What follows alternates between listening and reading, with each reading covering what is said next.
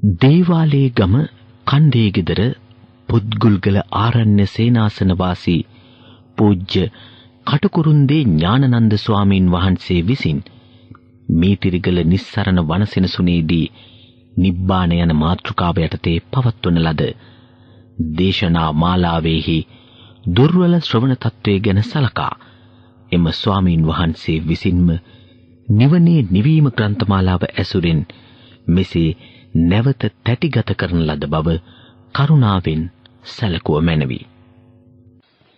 නමෝ තස්ස භගවතු වරහතෝ සම්මා සම්බුද්දස්ස නමෝ තස්ස භගවතු වරහතෝ සම්මා සම්බුද්දස්ස නමෝ තස්ස භගවතු වරහතෝ සම්මා සම්බුද්දස්ස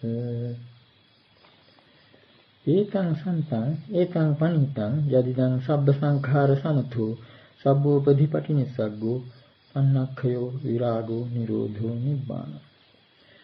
මේ ශාන්තය මේ ප්‍රණීතය නම් සියලු සංස්කාරයන්ගේ සංසිඳීම, සියලු උපදීන් අතහැර දැමීම, තණ්හාව ක්ෂය කිරීම, නොයල්ම නම් වූ විරාගය, නැවැත්ම නම් වූ නිරෝධය, නිවීම නම් වූ නිබ්බානය. අතිපූජනීය මහෝපාධ්‍යාය මාහිමිපාණන් වහන්සේ ප්‍රධාන ගරුතර යෝගාවචර මහා සංඝ රත්නයන් අවසරයි. නිබ්බාන යන මාතෘකාව යටතේ පවත්වනු ලබන දේශනා මාලාවේ 27 වන දේශනයයි මේ. තථාගතයන් වහන්සේගේ තාදී ගුණය කාලකාරාම සූත්‍රයේ විශේෂයෙන් අවධාරණය කර ඇත්තේ මක්නිසාද යන්න තේරුම් ගැනීමට උපමා නිදර්ශන කීපයක් ගියවර දේශනාවේදී අපි උපකාර කරගත්තා. විඥානීය මායාවකට උපමා කරන බුද්ධ දේශනාව ආශ්‍රයෙන් කාලානුරූපව වේදිකාවේ කොනක සැඟවී සිටගෙන මැජික් දර්ශනයක ඇතුළත රහස් දැකීමට අපි උත්සාහයක් දරුවා. තතත ඉදප්පච්චේතා යන පද වලින් හැදින්වෙන පටිච්චසමුප්පාද ධර්මයේ අනුලෝම පටිලෝම දෘෂ්ටි කෝණ දෙක එකම මැජික් දර්ශනය දෙආකාරයකින් දැකීමක් වැනි බව අපට ඒ උපමා කතාවෙන් පැහැදිලි වුණා. මේ දෙආකාරයකින් දැකීම කියලා කියන්නේ ශාලාවේ ඉඳගෙන බලන ප්‍රේක්ෂකයාගේ අවිද්‍යාවෙන් බලන ප්‍රේක්ෂකයාගේ දෘෂ්ටි කෝණයත් අර වේදිකාවේ සංගවි බලා සිටින නුවණැති ඇති පුද්ගලයාගේ අවිද්‍යාව නැති කරගත් පුද්ගලයාගේ පරීක්ෂක දෘෂ්ටි කෝණයත්. ප්‍රේක්ෂක දෘෂ්ටි කෝණයයි පරීක්ෂක දෘෂ්ටි කෝණයයි කියලා අපට පහසුවෙන් යොදා ගන්න පුළුවන්. මෙන්න මේ දෘෂ්ටි කෝණ දෙක අතර මේ දෘෂ්ටි කෝණ දෙක සමාන කිරීම පිළිබඳව පැන නගින්න පුළුවන් ගැටලුව තමයි අර කාලකාරාම සූත්‍රයේ මතු පිටින් පෙනෙන ප්‍රහේලිකා ස්වරූපයට හේතුව. කාලකාරාම සූත්‍රයේ බැලු බැලමට පෙනෙන ප්‍රහේලිකා ස්වරූපයට හේතුව අර කියාවු දෘෂ්ටි කෝණ දෙක සමාන කිරීම පිළිබඳ ප්‍රශ්නයයි. එහෙම නමුත් තථාගතයන් වහන්සේ ලෝකෝත්තර මට්ටමකින් මේ කියාපු දෘෂ්ටි කෝණ දෙක සමාන කරගෙන විමුක්ති සෝය විඳ බවට උදාන පාළියේ බෝධි වර්ගයේ මුල් සූත්‍ර තුනම සාධක වෙනවා. ඒ සූත්‍ර වලින් කියවෙන්නේ බුදු පියාණන් වහන්සේ සම්බෝධිය ලැබීමෙන් පසුව පළමුවන සතිය බොමැඩ එකම පර්යංකයෙන් වැඩ ඉඳලා ඒ 7 දින අවසාන වන රාත්‍රියේ ප්‍රථම යාමය තුල පටිච්චසමුප්පාදයේ අනුලෝම වශයෙන් මෙනෙහි කළ බවත්, මධ්‍යම යාමය තුල පටිලෝම වශයෙන් මෙනෙහි කළ බවත්, පස්චිම යාමය තුල අනුලෝම පටිලෝම වශයෙන් මෙනෙහි කළ බවත්, ඒ සූත්‍රවල සඳහන් වෙන මේ අනුලෝම පටිලෝම දෙක එකවර මෙනෙහි කිරීම හරියට අර අප කලින් සඳහන් කළ ප්‍රේක්ෂක පරීක්ෂක දෘෂ්ටි කෝණ දෙක සමාන කිරීමක් වගේ. දැන් මැජික් දර්ශනයක මැජික් පෙන්වන හැටි දැකීම පෙන්වන ලද මැජික් පිළිබඳව නිබ්බිදාවක් ඇතිවීමට, ඒ මැජික් නිරෝධ වීමට, ඒ පිළිබඳව චිත්ත විමුක්තියක් ඇති කර ගැනීමට උපකාර වෙනවා. මැජික් පෙන්වන හැටි දැකීමෙන් පෙන්වන ලද මැජික් පිළිබඳව කලකිරෙනවා. ඒ වගේම සලායතන හට ගන්න ආකාරය දැකීම, සලායතන සමුදය දැකීම, ඒ සලායතන පිළිබඳ නිබ්බිදාව, විරාගය, නිරෝධය ආදී වශයෙන් ලෝකෝත්තර වශයෙන් චිත්ත විමුක්තියට ඇති මාර්ගය. මේ බව හෙළිවෙන ඉතාම වටිනා ගාථා දෙකක් අංගුත්තර නිකායේ චක්කනිපාතේ සෝන සූත්‍රයේ එනවා. නික්ඛම්මං අධිමුත්තස්ස පවිවේකං චේතසෝ අප්‍යාපජ්ජාදිමුත්තස්ස උපාදානක්ඛයස්සච තන්නක්ඛයාදිමුත්තස්ස අසම්මෝහං චේතසෝ දිස්වා ආයතනුප්පාදං සම්මා චිත්තං විමුච්ඡති. මේ රහතන් වහන්සේ පිළිබඳවයි කියවෙන්නේ. නෛෂ්ක්‍රම්‍ය පිළිබඳ අදහසට නැමුණු, එහිම යෙදුණු, ඒ පැත්තටම නැඹුරු වුණු, ඒ වගේම පවිවේකංච චේතසෝ චිත්ත විවේකයට නැඹුරු වූ ව්‍යාපාද රහිත තත්වයට ඒ වගේම උපාදාන ක්ෂය කිරීමට නැඹුරු වූ තණ්හාව ක්ෂය කිරීමට ඒ වගේම සිතේ නිමුලා බවට කියන මෙන්න මේ කාරණා හයට නැඹුරු වූ ඒ රහත් භික්ෂුවගේ සිත තිස්මා ආයතන උපාද ආයතනයන්ගේ හට ගැනීම දැක මනවින් විමුක්ත වේ. මනවින් මිදේ. එතකොට අපිට මේ කාරණානුව හිතා ගන්න පුළුවනි මැජික් දර්ශනයකින් ආස්වාදය ලබන නරඹන්නකුගේ මැජික් විඥානය සකස් වෙලා තිබෙන නාම රූපයේ යථා ස්වභාවය අවබෝධ කර ගැනීම නිසා මැජික් විඥානය නිරුද්ධ වෙනවා. මැජික් විඥානය සංසිඳනවා. වෙනත් විදිහකින් කියනවා නම් මැජික් දර්ශනයේ නොපින්වන අනිදස්සන විඥානයක් බවට පරිවර්තනය වෙනවා. අර වේදිකාවේ කුණක සංගවී සිටගෙන මැජික් දර්ශනයේ නරඹු පුද්ගලයාට ඇති වුණු මානසික පරිවර්තනය ඒකයි.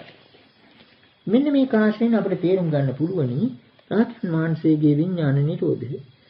ඒ වගේම රහතන් වහන්සේ භුක්ති විඳින අනිදර්ශන විඥාන තත්ත්වය. මේ කාරණේ ප්‍රකාශ වෙනවා සුත්ත නිපාතයේ ද්වේතානුපස්සන සූත්‍රයෙන්. මේ සූත්‍රයේ නාමයෙන්ම පේනවා මෙතන අර දෙවදෑරුම් තත්ත්වය ගැනයි සූත්‍රය කියවෙන්නේ. ද්වේතා අනුපස්සන. දෙවදෑරුම් අනුපස්සනාව. මේ සූත්‍රයේ පුරාම දිවෙන රටාවක් තමයි සමුදය නිරෝධ වශයෙන් එක් එක් ධර්මයේ ඉදිරිපත් කරගෙන අනුපස්සනාදික පෙන්වුම් කිරීම. බුදුරජාණන් වහන්සේට තිබුණ ගැටලුවේ පැති දෙක වගේ.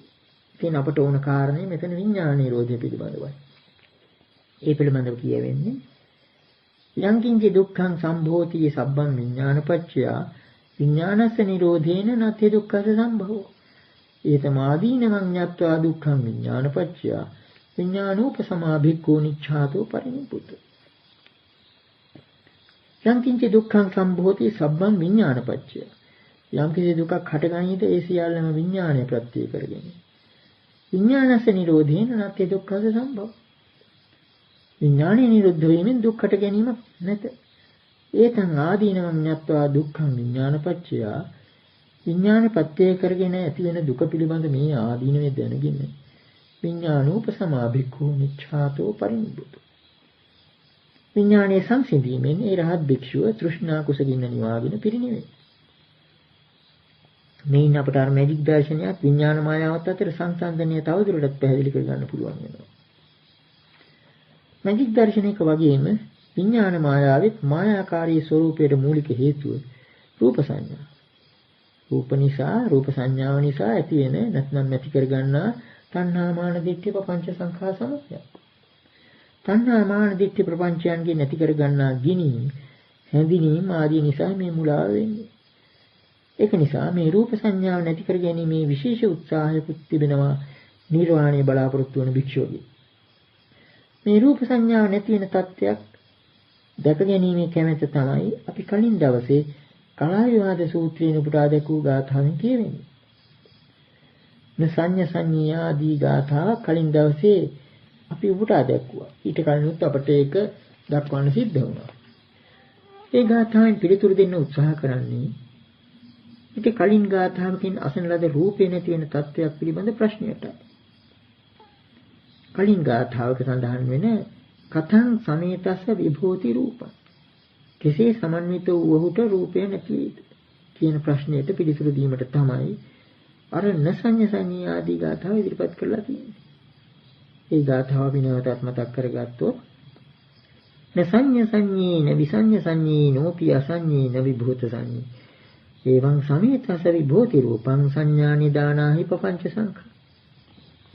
සාමාන්‍ය සංඥාවෙන් සංඤේ තත්වයකුත් නොවේ. විසඤ්ඤ සංඥාවකුත් නොවේ. අසඤ්ඤ තත්වයකුත් නොවේ. සංඥාව සම්පූර්ණයෙන්ම නැති වුණ තත්වයකුත් නොවේ. ඒවන් සමේතස්ස විභූති රූපං. මෙන්න මෙබඳු තත්වයක් ඇති තැනට රූපය විභූත වේ. නැති වේ. ඊළඟට අවසාන පදයෙන් කියවෙනවා වැදගත් කාරණයක්.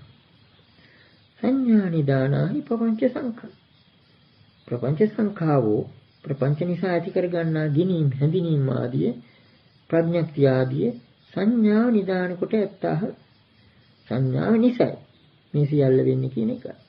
මේ රූපය ගැන විශේෂයෙන්ම උනන්දු වෙන්න තවත් හේතුවක් තමයි රූපය ඇතිවිට තමයි මේ ස්පර්ශය ගැටීම කියන සංඥාව ඇති වෙන්නේ. ඒකත් අර කලාවිවාද සූත්‍රයේ මුල් ගාථාවක අසන ප්‍රශ්නේ හැටියට. කිස්මින් විභූතේන පුසන්ති පස්ස. කුමක් නැති වුණ කල්හිද ස්පර්ශයන් ස්පර්ශ නොකරන්නේ? ඒකට දෙන පිළිතුර රූපේ විභූතේන පුසන්ති පස්ස. රූපේ නැති වුණ කල්හි ස්පර්ශෝ ස්පර්ශ නොකරන. මේ කාරණයටම අදාළ වටිනා පාඨයක් අපට හමු වෙනවා දීඝනිකායේ සංගීති සූත්‍රයේ. සනිදස්සන සප්පටිඝං රූපං කියලා. රූපේ ලක්ෂණ දෙකක් වශයෙන් දක්වනවා. සනිදස්සන සප්පටිඝ. රූපයේ තිබෙනවා යමක් පෙන්වන්න කරන ස්වභාවයක්. සනිදස්සන කියලා කියන්නේ ඒකයි.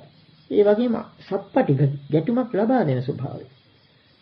මෙන්න මේ කාරණා දෙකම අපි මේ දේශනා මාලාවේ මුල් අවස්ථාවේදී උපුටා දැක්වූ ජටා සූත්‍රයේන ගාථාවකත් කියනවා.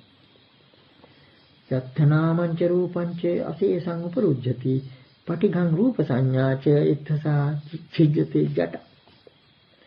මේ ජටා සූත්‍රයෙන් කියවෙන්නේ මේ මහා සංසාරේ අන්තෝ ජටා බහ ජටා අවුල විසඳෙන තැන. එතකොට මෙතන උත්තර දෙන්නේ යත්ථ නාමංච රූපංච අසේසං උපරුජ්ජති පටිඝං රූප සංඥාච. යම් තැනක නාමයක් රූපයක් පටිඝයත් රූප සංඥාවක් පටිඝ කියලා කියන්නේ ගැටුම්. යම් තැනක අසේසං උපරුජ්ජති සම්පූර්ණයෙන්ම උපරෝධණය වෙයිද වලකාලන් ලැබෙයිද. එත් සාච්ඡජ්ජති ජට. ඒ අවුලේ තැනයි සිඳලනු ලබන්නේ. සිඳලනු ලබන්නේ එතෙන්දී කියන එක. මෙතනත් කියවෙනවා පටිඝං රූප සංඥා කියලා. එතකොට මෙන්න මේ අපිට රූප සංඥා කියන වචනයත් ඉතාම වැදගත් එකක් බව පේනවා. ඒ වගේම මේ සංඥා කියන එක රූපයන් ගෙනෙන සංඥාව. මේ සංඥාව නිදානය කරගෙන තමයි නොයෙකුත් ගිනීම් හැදිනීම් ඇති වෙන්නේ. මේවා අපට ක්‍රමානුකූලව හිතා ගන්න පුළුවන්. දැන් මේ සංඥාව කියන පදේ ඇති වැදගත්කම. ඒ කියන්නේ සංඥාව කියන එක අපි කලිනුත් අවස්ථාවක සඳහන් කළා හරියට සලකුණක් වගේ. එහෙම නැත්නම් සංකේතයක්. කැලයක් මැදින් යන පිරිසක් ආපසු වෙන පාර සොයා ගන්න ගස්වල පොරවකින් යම්කිසි සලකුණක් කපනවා වගේ ඉතරා සංඥාවල් ඇති කර ගැනීම සිටක් තියෙනවා. ඒ සංඥාව කියන වචනයත් එක්කම අර නිත්‍ය සංඥාව එනවා ඉබේටම. එතකොට අන්නේ සංඥාව නිසා තමයි අර පపంచ සංඛා ඇති වෙන්නේ. ඒකම තමයි අර මදුපිණ්ඩික සූත්‍රයේ පపంచ සංඥා සංඛා කියන එක පදයක හඳුන්වලා තියෙන්නේ. සංඥාව නිදාන කොටගෙන පపంచ සංඛාවල තියෙන නිසා ඒක එක පදයක් කරලා දක්වනවා. පపంచ සංඥා සංඛා. පపంచ සංඥාවෙන් නැති කරගන්නා සංඛා හැඳින්වීම ගිනි. ඊළඟට මෙතන මේ සංඥා කියන වචනය ගැන සලකා බලනකොට මේක කොයිතරම් වැදගත්ද කියතොත් අර සුත්ත නිපාතේ ගුහට්ටක සූත්‍රයේ කියවෙනවා සංඥං පරිඤ්ඤා විතරිය ඕඝම් කියලා. සංඥාව පිරිසිදු දැනගෙන සංඥාවේ යථා ස්වභාවය දැනගත්තාම මුළු මහත් චතුරෝගයන්ම මහා සංසාර කෙලෙස් ඕගෙන්ම ඈතර වෙන්න පුළුවන්. ඒ සංඥාව ගැඹුරින් අවබෝධ කරගත්තොත් විමුක්තිය එතන. දැන් එතකොට මේ සංඥාව කියන එක ගැන අපි තවදුරටත් විමසලා බලුවා. සංඥාව කියලා කියන්නේ නිමිත්ත සංකේත කියන පද ගන්න පුළුවන් මේක හැඳින්වීමට. දැන් යම්කිසි නිමිත්තකින් නිමිති වෙන කිසිවක් නැතිනම් ඒ නිමිත්ත අනුව යම්කිසි ගිනීමක් හැඳින්වීමක් ප්‍රඥප්තියක් පණවන්න බෑ. එහෙම නැතිනම් සංකේතයකින් සංකේතවත් වෙන කිසිවක් නැතිනම් ඒකේ සංකේත භාවයකුත් නැහැ. මේක ටිකක් කල්පනා කරලා තේරුම් ගත යුතු දෙයක්. ඒ කියන්නේ යම්කිසි නිමිත්තකට අපි නිමිත්තක් කියලා කියන්නේ. ඒකෙන් නිමිති වෙන දෙයක් තියෙනවා නම් පමණයි. එහෙම නැතිනම් මේක නිමිත්තක් වෙන්නේ නැහැ. ඒ වගේම යම්කිසි සංකේතයකට අපි සංකේතයක් කියලා කියන්නේ ඒ සංකේතයෙන් සංකේතවත් වන කිසිවක් ඇති නැත්නම් පමණයි. මේක එක්තරා ධර්මතාවක්. මේක තේරුම් ගැනීමට අපි උපකාර කරගනිමු මජ්ක්‍ධිම නිකායේ මහා වේදාල සූත්‍රය. මේ සූත්‍රයේ සාරිපුත්‍ර ස්වාමීන් වහන්සේත් මහ කොට්ටිත ස්වාමීන් වහන්සේත් අතර කෙරෙන ධර්ම සංවාදයේදී ධර්ම සාකච්ඡාවේදී සාරිපුත්‍ර ස්වාමීන් වහන්සේ ප්‍රකාශ කරනවා රාගෝඛෝ ආවසෝ කිංචනෝ දෝසෝ කිංචනෝ මොහෝ කිංචනෝ තේ කීනාසවස බික්කුණෝ පහිනා උච්චන මූලා තාලාවත් කතා අනුභව කතා ආයතෙන් අනුපාද ධම්මෝ. වෙත්නි රාගය කිසිවකි, ද්වේෂය කිසිවකි, මෝහය කිසිවකි. ඒවා ක්ෂීණාශ්‍රව භික්ෂුව තුල ප්‍රහීනය. මුල් සිඳින ලද්දේය. උගුලා තබන ලද සල්ගසක් මෙන් කරන ලද්දේය. අනුභවගත නොපවත්නා බවට පත් කරන ලද්දේ. ආයතින් අනුපාද ධම්ම නැවත නූපදනා බවට පත් කරන ලද්දේ. එතකොට රාගයත් කිසිවක්, ද්වේෂයත් කිසිවක්, මෝහයත් කිසිවක්. මේ විදිහට කිසිවක් තිබෙනවා නම් තමයි යම් කිසි දෙයක් නිමිත්තක් වන්නේ, සංකේතයක් වන්නේ. ඒකම ඒ සූත්‍රයේ ඒක යටින් සඳහන් වෙන තවත් පාඩයක්.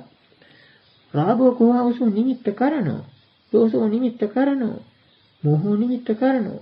එයින් තවත් මේ කාරණය පැහැදිලි වෙනවා. එවත්නි රාගයේ නිමිති ඇති කරන දෙයකි. නිමිත්ත කරනෝ කියලා කියන්නේ සංකේතවත් කරන දෙයක් කියන එකයි. රාගයේ නිමිති ඇති කරන දෙයකි. ද්වේෂයේ නිමිති ඇති කරන දෙයකි. මෝහයේ නිමිති ඇති කරන දෙයකි. දැන් එතකොට අපිට මේ අනුව හිතා ගන්න පුළුවන්. මේ රාග දෝෂ මෝහ කියලා ඒ යම් කිසි දෙයක් නිමිති වෙන කිසිවක් තිබෙන තාක් තමයි අර නිමිති ස්වභාවයක් උසුලන්නේ. වෙන විදියකින් කියනවා නම් තථාගතයන් වහන්සේ විඥාන මායාවේ හරයක් නැති බව, සාරයක් නැති බව වදාළේ තමන් වහන්සේ තුල නිමිති වලින් සංකේත වලින් නිමිති වෙන සංකේතවත් වෙන කිසිවක් නැති නිසා. මොනවද මේ කිසිවක් කියලා කියන්නේ? රාග, ද්වේෂ, මෝහ. ඒක නිසා තමයි රහතන් වහන්සේලා පිළිබඳව අකිංචන පදේ යොදන්නේ. අකිංචන කියලා කියන්නේ මේ ලෝකේ තියෙන අනිකුත් ওই ගිහියන්ගේ බඩු භාණ්ඩ ආදිය කිසිවක් නැති නිසාම නෙවෙයි. අකිංචන කියලා කියන්නේ ගැඹුරු අර්ථයෙන් ගත්තොත් අර කියාපු රාග, ද්වේෂ, මෝහ කියන කිංචනය කිසිවක් නැහැ. එතකොට මෙතනින් ගන්න පුළුවන් අපිට තථාගතයන් වහන්සේට විඥාන මායාවේ හරයක් දෙයක් නැති වුණීමක් නිසාද. ඒ සංඥා නිමිති වලින් නිමිතිවත් වෙන සංඥා කියලා කියන්නේ නිමිත්ත. ඒකට සංඥා වලින් නිමිතිවත් වෙන කිසිවක් උන්වහන්සේ තුල නැති නිසා.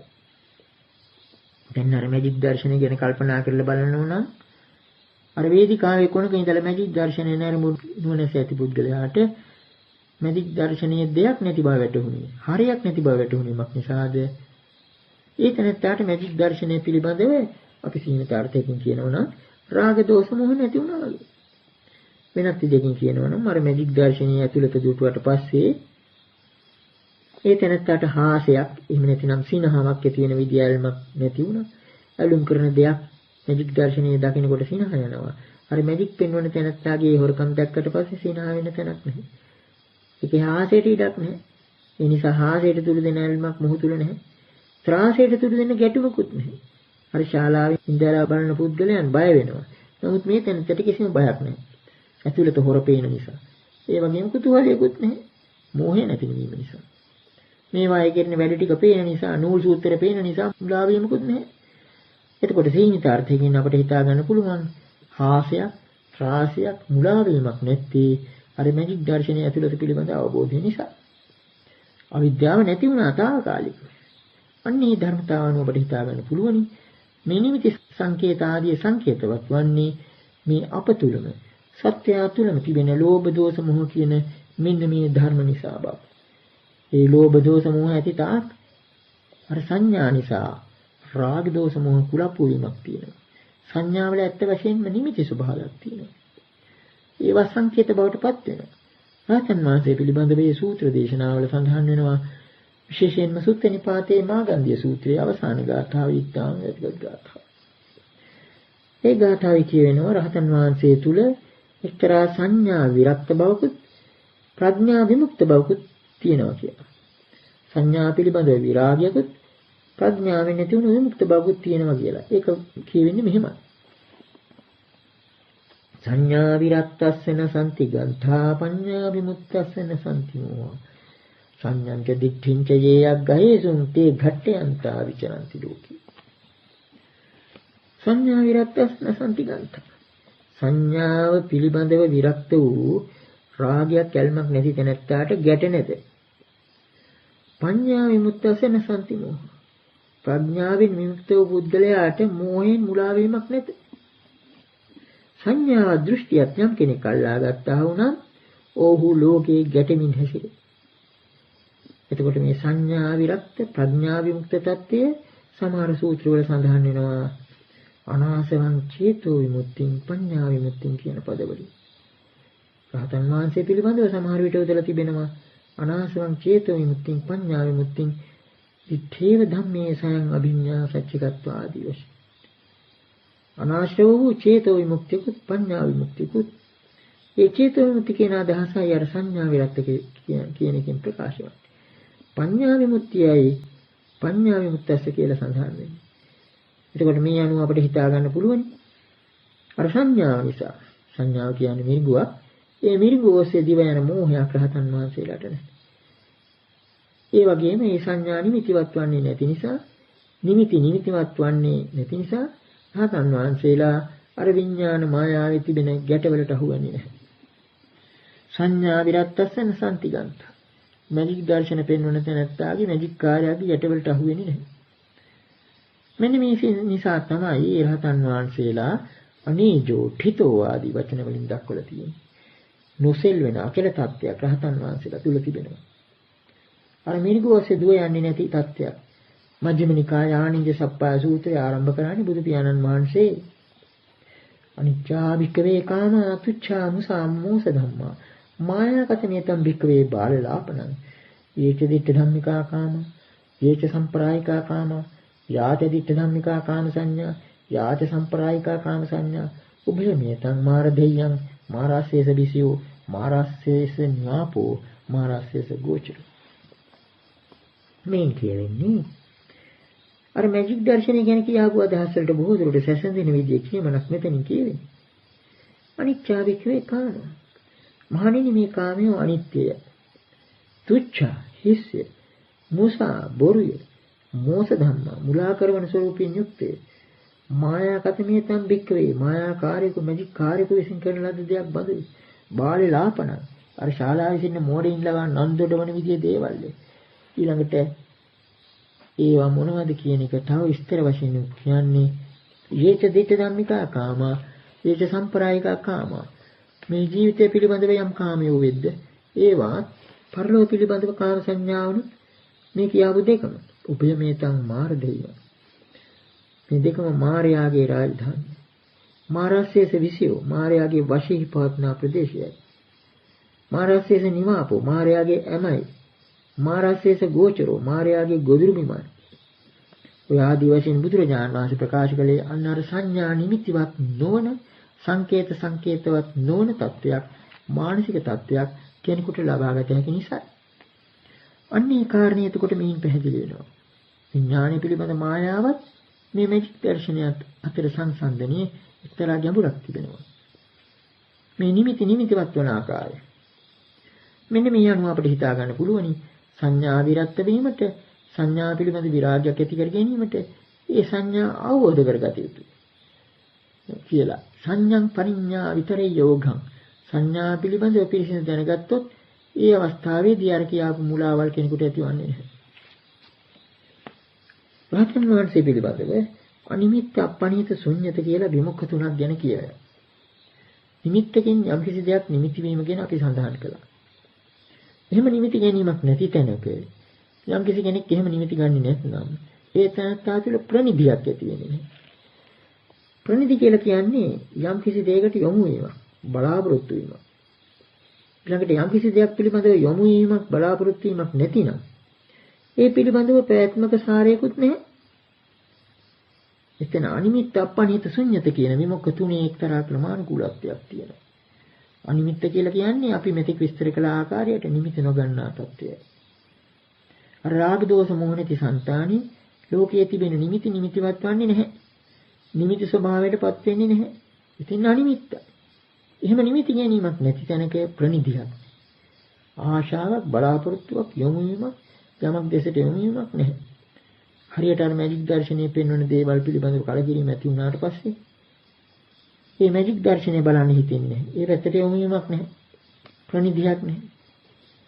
යොමු වීමක් නැති වූ විට පැවැත්මකුත් නැහැ. දිගටම බලාගෙන ගියොත් තමයි මැජික් දර්ශනය අර්ථවත් වෙන්නේ. එහෙම නැත්නම් සිනමා දර්ශනයක් අර්ථවත් වන්නේ. එහෙම නැත්නම් මැජික් ලෝකයේ උපදින්නේ තැනත්.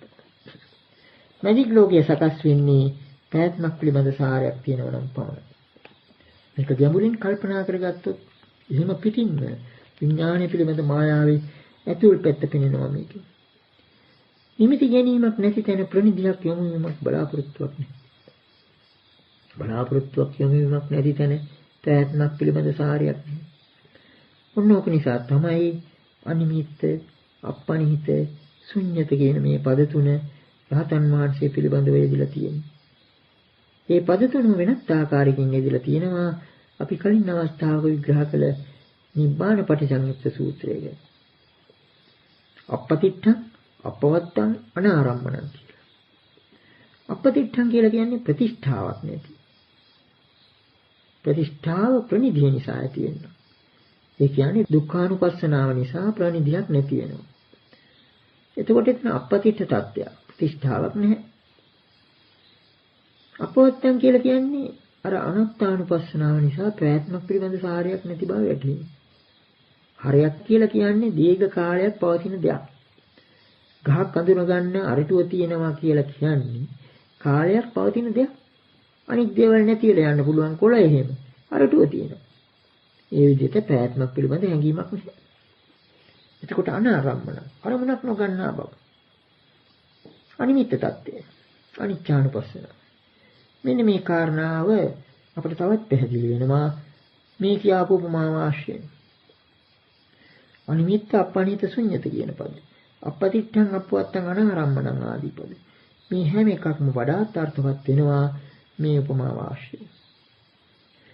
මේ කියාපු සංඥා විරක්ත පඤ්ඤා විමුක්ත ස්වභාවය නිසා රහතන් වහන්සේගේ දෘෂ්ටි කෝණය එහෙම පිටින්ම වෙනස්.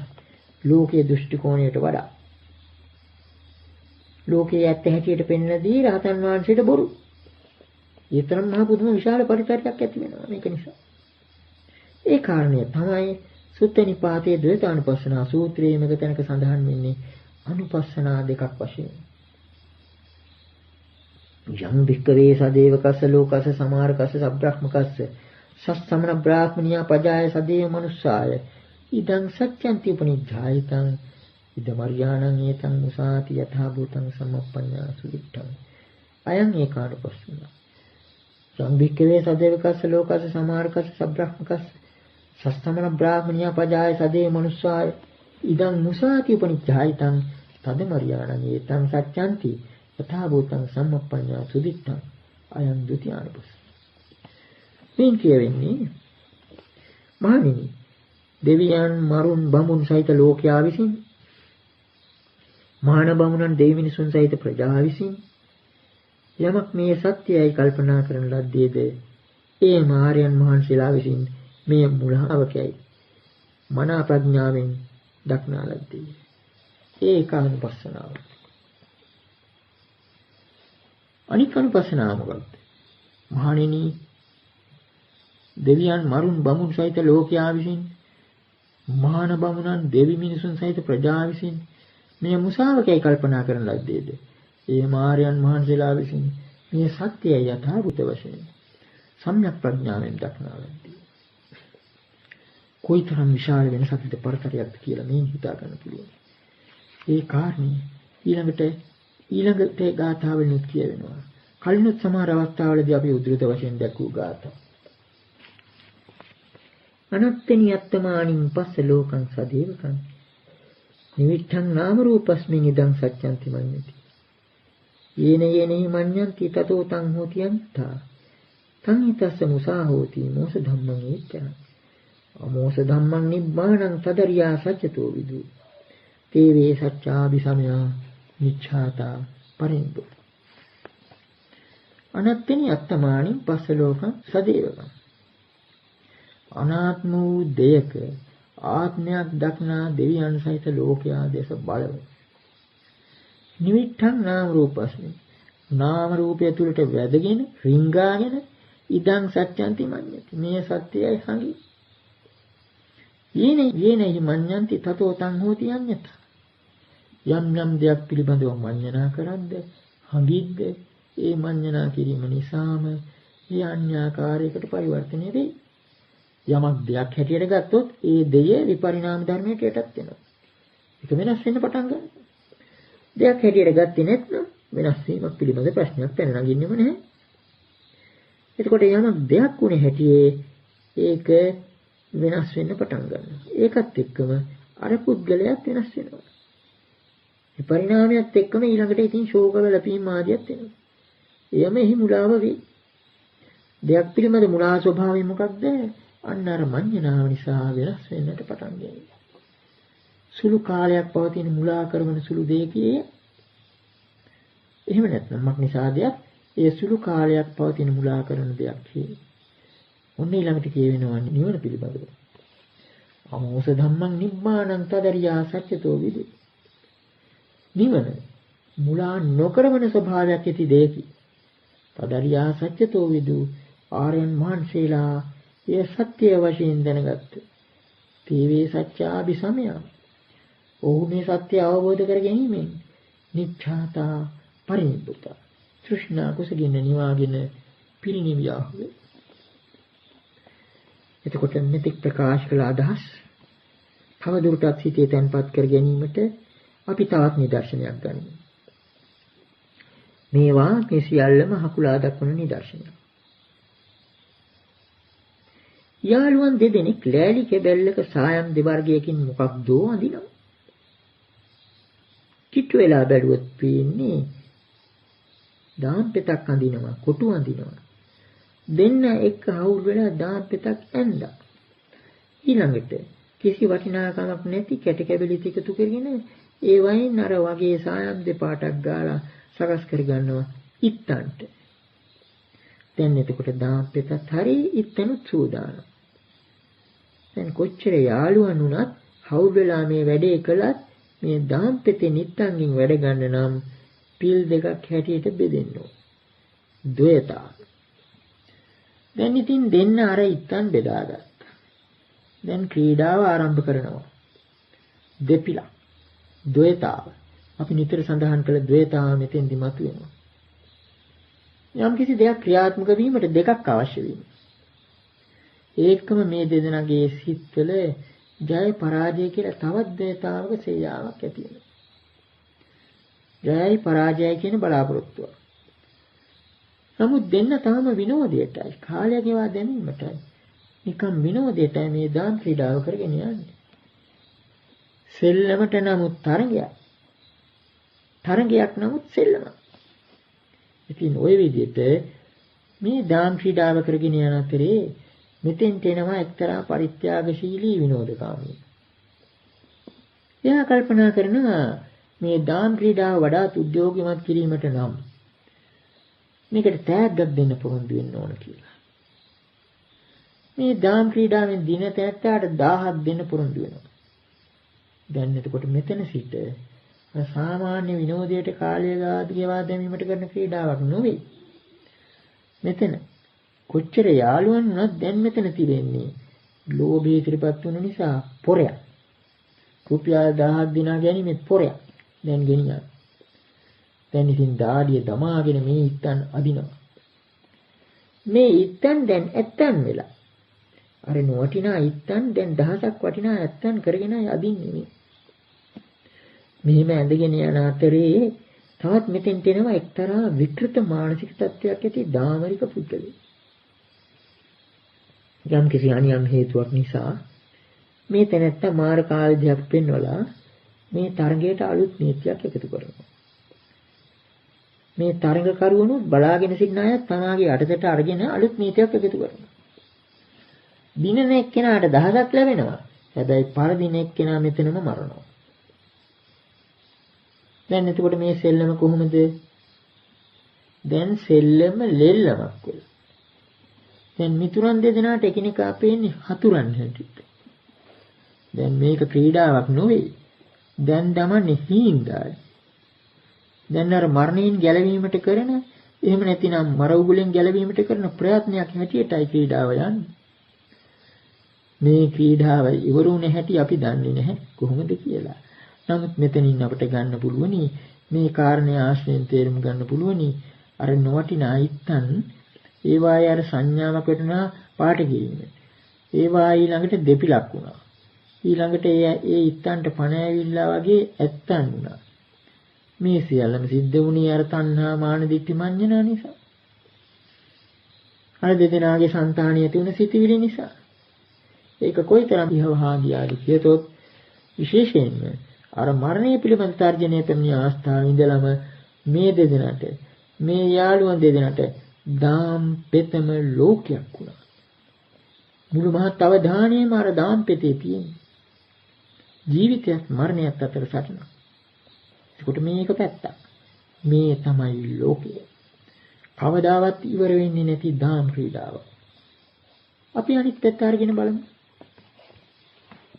දැන් රහතන් වහන්සේට මේ මුළු ලෝකෙම දාම් පිටක්. ඒක නිසා තමයි ආරාධිමුත ස්වාමීන් වහන්සේ අපි කලිනුත් දෘශ්‍ය වශයෙන් දැක්වුවා උන්වහන්සේ කැලයක් මැදින් වඩිනකොට හොරමුලකට අහු වෙලා ඒ හොර දෙටුවා තමන් වහන්සේ මරණයටපත් කරන්න සූදානම් වෙනකොට වදාළ ගාථාව කොයිතරම් වටින ගාථාවක්ද? තින කට්ඨ සමන් ලෝකං යදා පඤ්ඤාය පස්සති මමත්තං සෝ අසම්මින්දං නන්ති මේ තින සුචිති. උඹට ඕන නම් මාව මරන්න. මෙන්න මේකයි தත්ත්වය. යම් අවස්ථාවක මේ මුළු ලෝකෙම මේ මුළු මහත් පංචස්කන්ධ ලෝකයම ඇතුළතත් පිටත් සියල්ලම තනකොළලී කැබිලි වගේ ප්‍රඥාවෙන් දකීද මමත්වයක් නොලබන්නේ මට කිසිවක් නැතයි ශෝකන කරා. මේකටම උපකාර වන තව කොතිකුත් ගාථාවට බුද්ධ දේශනාව ආශ්‍රයෙන් වඩා අර්ථවත් අන්දමින් තේරුම් ගන්න පුළුවන්. ධම්මපදයේ හිමත් කියවෙන්නේ ජං වේරං පසවති දුක්ඛං සේති පරාජිතෝ උපසන්තෝ සුඛං සේති හිත්වා ජය පරාජය. සාමාන්‍යයෙන් මේක අපි තේරුම් ගන්නේ ජය ගැනීම කියන අදහස නිසා කෙනෙකුට වෛරය තියෙනවා. මේ දාම් ක්‍රීඩා පිළිබඳව වගේ. පරාජිතව පුද්ගලයා දුකසේ හොවිනවා. හාන්සි වෙලා ඉන්නවා. උපශාන්ත වූ රහතන් වහන්සේ සැපසේ නිදනවා. ජය පරාජය දෙකම අතහැරලා. ජය පරාජය දෙකම අතහැරලා. ඕනනම් ජය විතරක් අතහරින්න පුළුවන් නේ. මොකද මේ ජය පරාජය දෙකම අතහැරියයි කියලා කියන්නේ. මේ දෙක ඈඳුත්තා. මේ දෙක එකටයි යන්නේ. මේ දෙක එකටම යන බව මේ ද්වේතාව පිළිබඳ අදහස තාම වටිනා දෙයක්. මේක මේ ධර්මයේ සාරය එහෙම පිටින් මහකුලවා දක්වන කාරණය. මේක පටන් ගත්තේ විඥානයක් නාම රූපයක් කියන දියසුලින්. එතකොට මේ අදහස මාත්දණ්ඩ සූත්‍රයේ එහෙමත් කියවෙනවා. යස්සනති ධම්මේති පරේසං වාපි කිංචනං මමත්තං සෝ අසංවින්දං නත්ති මේ තින සෝති. සුත්තනි භාතයේ අත්දණ්ඩ සූත්‍රයේ කියවෙනවා යම් කෙනෙකුට ඒ කියන්නේ රහතන් වහන්සේ පිළිබඳව කියවෙන්නේ මේ මගේ යයි සිටිවිල්ලක් පහළ නොවන්නේද ඒ වගේම පරේසං අනුන්ගේ කියලා හිතෙන්නේ නැද්ද? මේ මදු පුද්ගලයා මමත්වයක් පිළිබඳ අදහසක් නොලබන්නේ මට කිසිවක් නැතයි ශෝක නොකරයි. දැන් එතකොට නිවන පිළිබඳව අපි මේ ඉදිරිපත් කළ දේශනා පිළේ මෙතෙක් අප උත්සාහ කළේ නිවන කියන්නේ කෙමදු තත්වයක්ද කියන එක විස්තර කිරීමටයි. තේරුම් කර ගැනීමටයි. එහෙම තේරුම් කිරීමට අවශ්‍ය වුණේ මක් නිසාද? මේ බෞද්ධ ප්‍රතිපදාවේ ඉලක්කය වන පරමාර්ථය වන නිවන පිළිබඳව නොයෙකුත් විදිහේ මතිමතාන්තර පටලැවිලි සහිත මතිමතාන්තර කවදත් ලෝකේ පවතින නිසා. මේ කාලෙත් එහෙමමයි. මේ කාලයේ විශේෂයෙන්ම නිවනේ නාමයෙන් බොහොම දෙනෙක් පතන්නේ භව නිරෝධය නොවේ භවයයි. භවයමයි පතන්නේ නිවනේ නාමයෙන්. එතකොට ඉලක්කය වැරදි නම් විදමන හරියාම සැකසහිතයි. දැන් අපි මේ දේශනාවලින් උත්සාහ කළේ අර නිවන් ඉලක්කය සෑහෙන පමණ මතු කර ගැනීමට. එහෙම මතු කර ගැනීමේ අපේ උත්සාහය සාර්ථක වුණා නම් ඊළඟට අප බලාපොරොත්තු වෙන්නේ මෙතන ඉඳලා තිබෙන දේශනා කීපයෙන් මේ ප්‍රතිපදාවට අදාළ යම් යම් කරුණු පෙළ ගැස්වීමට. මේ කියන ඉලක්කය සාක්ෂාත් කර ගැනීමට උපකාර වන කරුණු පෙළ ගැස්වීමට. මේ දේශනා මාලාවේ මුලදී අපි විරේකයකුත් රසායනිකුත් ගැන සඳහන් කළා. මේ වෙන විට මුල් කාරණය සම්පූර්ණ වුණා නම් ඊළඟට තියෙන්නේ රසායන කොටස. මක්නිසාද මේ තාක්කල දේශනාවලුත් අපි යම් යම් මූලපද සූත්‍රවල හැංගිලා තිබෙන වැඩි මේ කාලයේ අවධානයක් යොමු නොකරන වටිනා මූලපද කීපයක් මතු කරගත්තා. ශුන්‍යතා, ද්වේතා, තථතා, අතම්මයතා, ඉදප්පචේතා, පපංච, මඤ්ඤණා ආදී මූලපද රාශියක් මේ සූත්‍රවලින් අපි ඉදිරියට ගත්තා. ඒ වගේම ඒවා පිළිබඳ යම් යම් ධර්ම කාරණාත් සාකච්ඡා කළා. නමුත් ඒ වයිදී අපේ මූලික පරමාර්ථය වුණේ අර නිවන කියන ඉලක්කය පිළිබඳ මෙතෙක් ඇති වෙලා තිබුණ දුර්මත ඉවත් කිරීමයි. ඉවත් කිරීමට උත්සාහ කිරීමයි. නමුත් මේ දේශනා මාලාවේ පරමාර්ථය ශාස්ත්‍රීය මට්ටමකින් යම් කිසි කුතුහලයක් සංසිඳුවා ගැනීම නොවේ. මේ සාක්ඛාත වූ ධර්මයේ සම්දිත්තික කාලිකේ පස්සේ කෝපනායක පච්චත්තං වේදිතබ්බ විඤ්ඤෝයි ගුණ සමුදාය මතු කරගෙන මේ කියන ඉලක්කයට පැමිණීමට උත්සාහයක් දැරීම. අන්නේ නිසා සමහර විට මෙතන ඉඳලා ඉදිරියට තිබෙන දේශනා කීපය නිවන් ප්‍රත්‍යක්ෂ කිරීමට දිවාරය විහිසෙන යෝගාවචර සිතකට රසායන වීමට බැරි නැහැ. ලෝභෝ දෝසෝච මෝහෝච පුරිසං පාපචේතසං හිංසන්ති අත්ථ සම්භූතා තචසාරංව සංපන. කුසල සංයුක්තයේදී පසේනදී කුසල රජුර දේශනා කළ ගාථා. ඒ ඊටම සරල ගාථාවක්. අපි සරල දේවල් වලින්ම ආරම්භ කරන්නේ. ලෝභයත්, ද්වේෂයත්, මොහයත් ඇතුළතින් මහටගෙන තමා තුලින් මහටගෙන පාප සිතිවිලි ඇති පුද්ගලයාට හිංසා කරත්. පාප සිතිවිලි ඇති පුද්ගලයා වනසාලා අවසාන පදයෙන් කියන්නේ උපමාව. තච සාරංව සංඵල. උණබට ආදී පොතුහර ගසක ඵලය ගෙඩිය ඒ ගස නහන්නක් වගේ. මේ ගාථාවෙන් කියවෙන මූලික අදහස. ලෝභ දෝෂ මෝහ කියන මේ ක්ලේශ ධර්ම ඇතුළතින්ම හටගන්න බව. අත්ත් සම්භූත බව. මේ කාමුතුෙන් කියන්නට අවශ්‍ය වුණීමක් නිසාද සාමාන්‍ය ලෝකයා හිතන්නේ ලෝභ දෝෂ මොහ කියන ඒවා බාහ්‍ය නිමිති වලින් නැතිවන දේවල් කියලා. අර මැජික් දර්ශන දාම් ක්‍රීඩා වාදී දේවලිනුත් අපට පෙනී ගියා මේවා නිමිති වෙන්නේ මක් නිසාද? ඇතුළත තිබෙන යම්කිසි දෙයක් නිසා. නිමිති සංකේතවත්. එතකොට මෙන්න මේ කාරණේ යෝනිසෝ මනසිකාරය පිළිබඳ ප්‍රශ්නය. බුදුරජාණන් වහන්සේ මෙතෙන්දි මතු කර දෙන්නේ මේ ප්‍රතිපදාව සඳහා අවශ්‍ය මූලිකම යෝනිසෝ මනසිකාරය. සාමාන්‍ය ලෝකයා හිතන්නේ ලෝභ දෝෂ මෝහ බාහිර නිමිති වලින් නැති වෙනවා කියලා. බුදු පියාණන් වහන්සේ පෙන්වුම් කරන්නේ මේවා හරියට අර උණබට ආදී වගේ ඇතුළතින් මහටගෙන මේ පුද්ගලයාව වනසනවා කියලා. මේ යෝනිසෝ මනසිකාරය පිළිබඳ ප්‍රශ්නයම තමයි කලින් අවස්ථාවක අපි මධුමිණ්ඩික සූත්‍රය ගැන සාකච්ඡා කරන අවස්ථාවේ ගැඹුරු පාඩයකින් ඉදිරිපත් කළේ.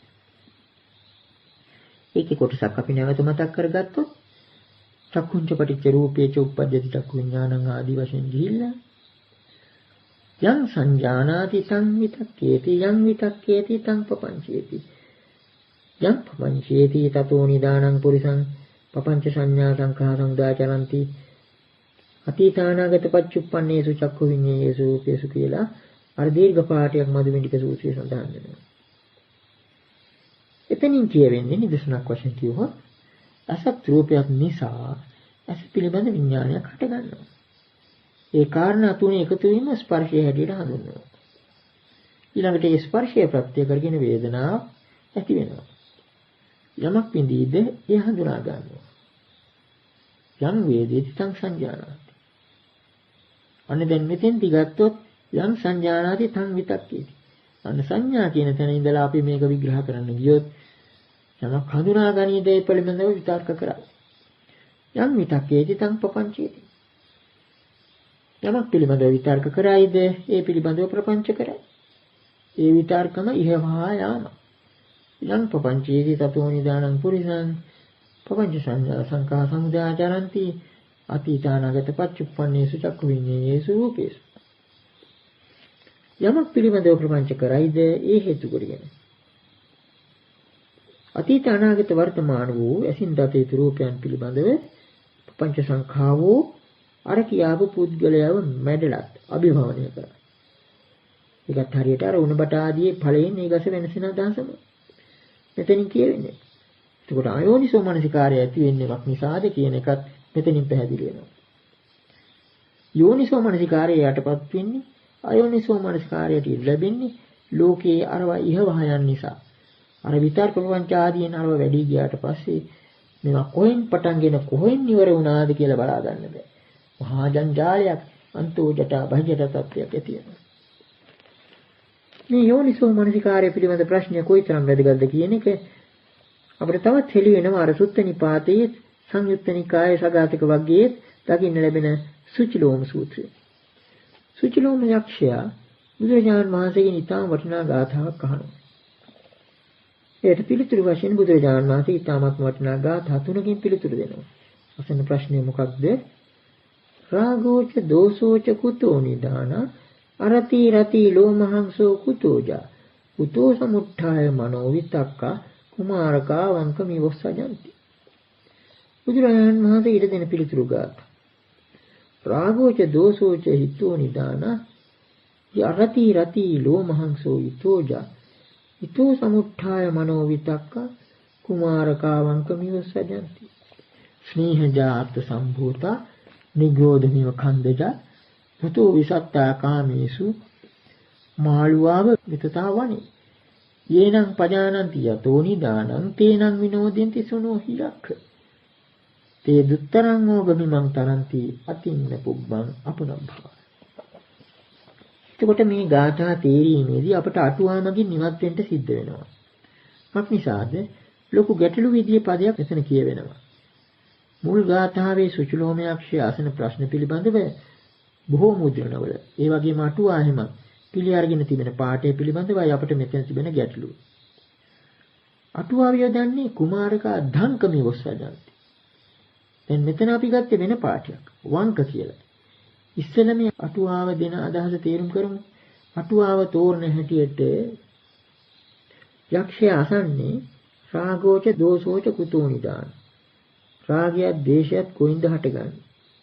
අරති රති ලෝමහංසෝ කුතෝජා. අරති අධිකුසල ධර්මයන්හි නොයල්ම නම් වූ ඒ අරති කියන අකුසල ධර්මය, ඒ වගේම රති පංචකාමයන් යල්ම කියන ඒ රතිය, ඒ වගේම ලෝමහංසෝ ලොහු දෙහ ගන්න බය වීම, මේවා කොයින්ද හටගන්නේ? කුතෝජා කොතනින්ද උපදින්නේ? කුතෝ සමුත්ථාය මනෝ විතක්කා කුමාරකා ධංකමි වස්සජන්ති. ඉස්සෙල්ලා අපිට කියන්න වෙනවා මෙතන මේ ධංක කියන වචනේ කියන යන අටුවාව ගන්න හැටියට මේ ධංක කියලා කියන්නේ කපුට.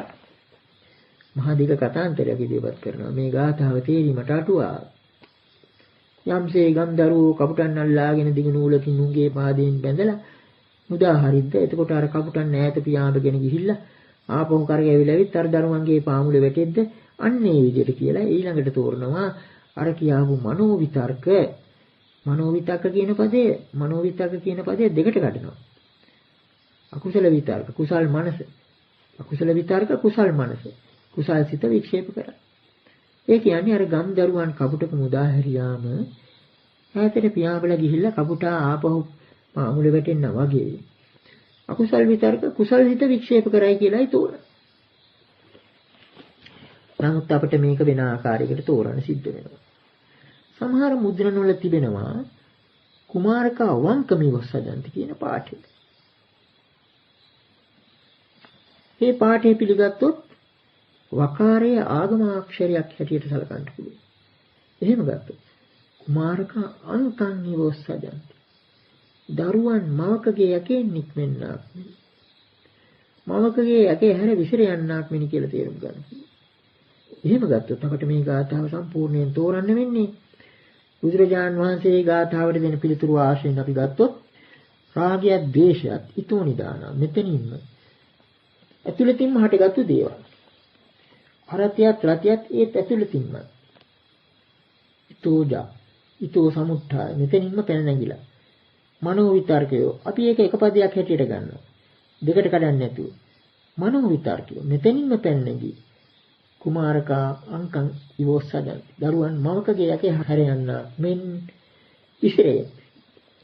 මේ අටුවාමකින් නිවත් වෙන්නට විශේෂ හේතුව අටුවාව මනෝවිතක්ක කියන එක දෙකට කඩලා දක්වලා තියෙනවා. නමුත් එම අටුවාචාර්යින් වහන්සේම සංයුත් අටුවාවේ ඊට කලින් දේවතා සංයුත්තේන කුම්ම සූත්‍රයේ මනෝවිතක්කා කියන පදේ තේරීමේදී මෙන්න මෙහෙම කියනවා. මනෝවිතක්කේති මනම්මේ උප්පන්න විතක්කේ. මනෝවිතක්ක කියලා කියන්නේ සිතේ උපන්න විතක්ක. එතකොට එතන එහෙම තෝරනවා. මනෝවිතක්ක කියන එක වඩා සහේතුකයි එක පදයක් හැටියට කියන්නේ. සිතේ තියෙන විතර්ක හැටියට. නමුත් අටුවාචාර්යින් වහන්සේ අර විදිහට පටලැවිල්ලක් ඇති කරගත්තේ මක් නිසාද? ක්‍රියාකාරක පද සම්බන්ධයකින් අර දරුවන් කපුටා මුදා හැරීම පිළිබඳ උපමාව සනාථ කරන්නට ඕන නිසා. කපුටන් මුදා හරින්නාක් මෙන් විතර්කයෝ මනස වික්ෂේප කරත් කියලා. ඊට වඩා අර්ථවත් වෙනවා අපි මේ මවකගේ යකේ හැර යාම පිළිබඳ ඉදිරිපත් කළ අදහස. අපිට ඒක තවදුරටත් හේතු සහිතව පෙන්වන්න කරන්න පුළුවනි අනිත් ගාථා ටික ගැන කල්පනා කරලා බලනකොට. බුදුරජාණන් වහන්සේ පිළිතුරු වශයෙන් දුන්නු පළමුවන ගාථා අර සඳහන් කළේ. මුල් ගාථාවට වඩා මේක වෙනස් වෙන්නේ කුතෝ කියලා අහන ප්‍රශ්නෙට ඊතෝ කියලා දෙන පිළිතුර විතරයි. කොයින්ද මේ වහටගන්නේ? මේ මෙතනමයි කියලා.